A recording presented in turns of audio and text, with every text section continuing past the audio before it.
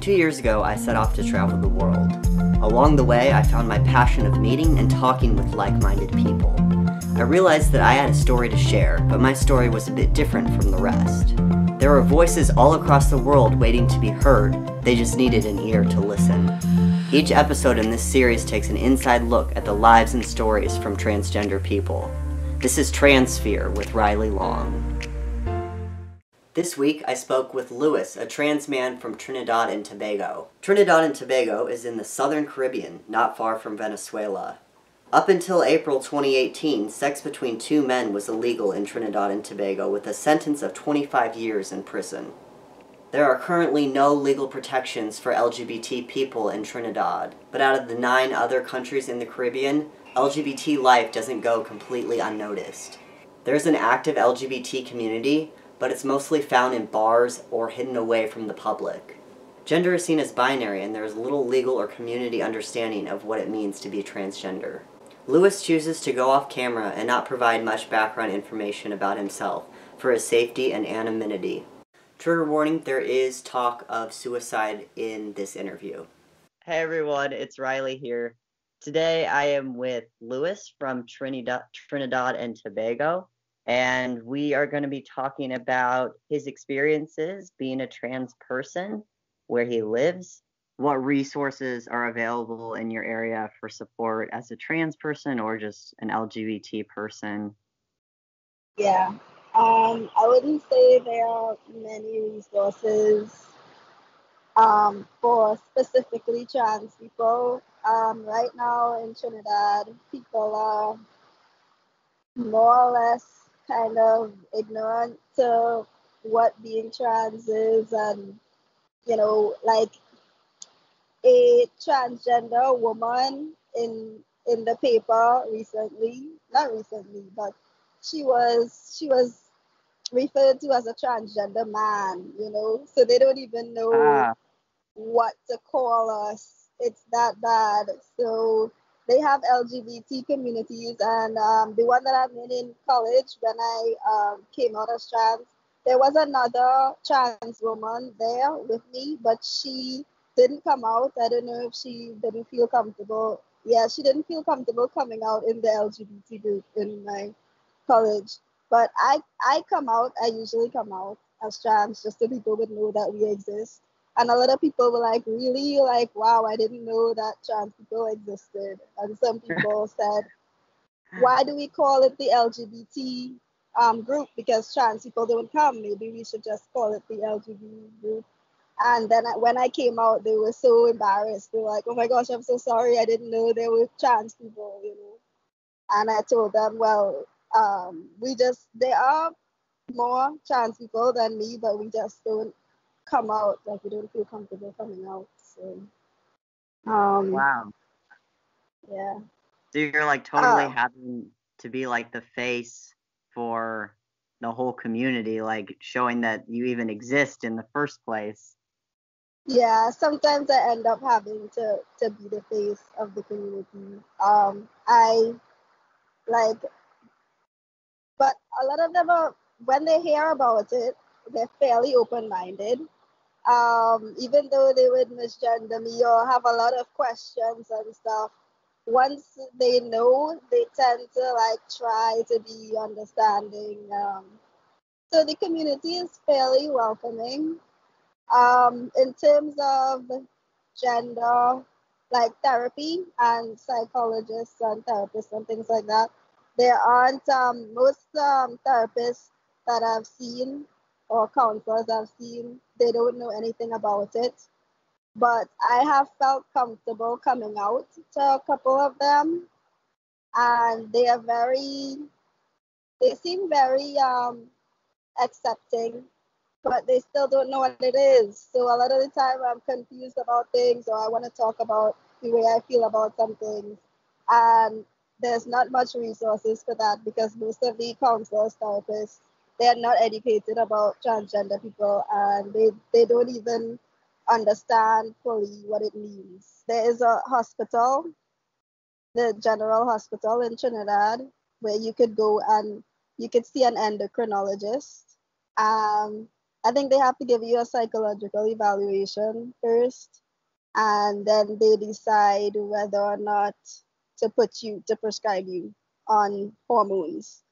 I think you could do the surgery, but it's not recommended. I talked to the psychiatrist at Mount Hope, and he said it's really not recommended to do it here because it's risky. But you could, I think you could get the hormones and stuff, but in terms of like in Trinidad, you cannot change the sex on your birth certificate or ID. You can't change your gender um at all for any reason. You can't change your name. You could change your name on I think you have to get an affidavit. You could change your name on your ID, and then you could attach something to your birth certificate. But I don't think you can change your name on your birth certificate at all. If you look like a female, right, but you have you know a male name on one of your documents or something like that, you could get singled out or stigmatized even by professionals. Do you think that when that happens, like, is there like any violence that would occur, or would it just Yeah, be kind of like threats or? but there have been violence and there's been murders of transgender people, but that's not that common in Trinidad per se. Trinidad is slightly less violent to my knowledge, so I don't think they're less likely to attack you physically. But a lot of people have been driven to suicide. I personally know somebody who committed suicide, and there's a lot of social stigma. It's really hard to get a job if you're transgender. So I can see why you're looking into moving to Canada. Yeah. I mean, Well, and right I now don't know how much you've looked into it, but I mean, is that even like an easy possibility, or is that like really to move, difficult? um, it's not. I can't say it's more difficult than anywhere else, but I mean it's still difficult because right now, I mean, okay, so I could sign up for exchange programs or scholarships. So I think there's even you could even seek asylum in Mm-hmm. Canada or America. Um, but right now I'm in a position where I I haven't looked into it because I don't feel stable financially. I live with my parents.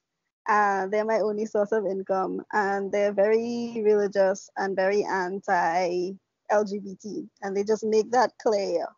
Like every time they get a chance, they just let you know, like those Really? gay people. Yeah, like every time, like anytime they see anything, they just remind you, yeah, that's wrong. So I can't even think about coming out. Um, it would be, they might not kick me out, but it would be very uncomfortable because I'm pretty sure they would try to be converting me all the time because I came out to them as atheist. And they did Mm. actually try to convert me all the time. They even carried me to church, and like the people in the church were trying to exercise me. So I am not gonna tell them that I'm transgender. But that's kind of hard because I have to kind of live this life where every time they're home, I have to kind of pretend to be something I'm not, you know, to make them happy. Um, it's a struggle even to get male clothing. My mother, she hates that, she does not like. Sometimes when we go shopping together, I used to like to go shopping together with my mom, but now when we go shopping together and she sees me in the boys section, I just see her watching me with this very judgmental look that kind of is really discouraging. It makes me feel kind of dirty. That sounds really difficult. It's been difficult. like psychologically. And I've been through several breakdowns and well, the little bit of psychological help that I got from my therapist at school and stuff kind of helped keep me going. But I mean, like the 5 stages of grief. I feel Yeah. like I'm in yeah, I'm in kind of acceptance mode right now. So I I feel like I've kind of accepted my situation. And I'm just kind of, you know, enjoying what I can out of my life. Um, and taking it one step at a time. Well, I don't think you could be doing it any better than that. I think that's really like an amazing outlook to have on your situation. Leaving where you live now and going to wherever, Canada, for example, like, does that feel worth it to you to like be able to live authentically as yourself? It feels very worth it. I mean, I just because some people tell me, oh, there's discrimination everywhere, which is true. Yeah. But I was can't remember what I was doing, but okay, so I really love to play basketball, and I remember just sitting thinking about sports one time, and well, I can't join the male basketball team in my school, and there's a female one, but I think the female one is netball or something like that, and it's not the same. Right. So I sat and I thought because at that point I was thinking, you know what, maybe I'll just stay in Trinidad, whatever. It's hopeless. It doesn't make a difference. There's discrimination everywhere. But then I thought, wait, if I could go to somewhere where I could legally change my sex and they could see me, I have legal rights. I could like play basketball, and that is Yeah. something that I can't do here. And that was like an epiphany, like a light bulb, a light bulb went off in my head, Hmm. and I realized it is probably better over there because even if I could just play basketball, something simple like that that makes a big difference, because it's something I love to do and I can't do it where I am. And I'll be able to change my sex and I'll be able to have a probably a safer procedure and gender therapists. That's something we don't have available here. No, Uh, I think yeah. what you said today was really good, and I mean, really eye-opening. And I don't know, I like how the conversation just flowed. Like I said, like it didn't even really feel like an interview. I just felt like I was getting to know you and your experiences. So thank you for sharing them and, talking to me the last couple months trying to set up this interview. We Yeah. finally got there. And I can't say I'm really fully living the experience um, because I'm not out. But hopefully, I don't know, it helped bring some awareness. So thanks to you. Yeah. Yeah. Well, and you don't have to be out to be a trans person. You're just as valid as anybody else. Anybody else in the world, no matter where you live. I want to thank Lewis again for sharing his story and his time with me. For some people, it seems that gender can be so complicated, but as Lewis said, it's just being comfortable in your skin and playing basketball. I hope in the future life becomes easier for LGBT people in Trinidad and Tobago. If you would like to learn more about this area and what it's like to be a trans person there, feel free to check out the links below. And if you have any questions or comments, feel free to send those as well. Thank you so much for joining me on Transphere today. And please like and subscribe to this channel. Share it with anyone who might be interested. And thank you again for listening. Alright, that's all for now. Bye.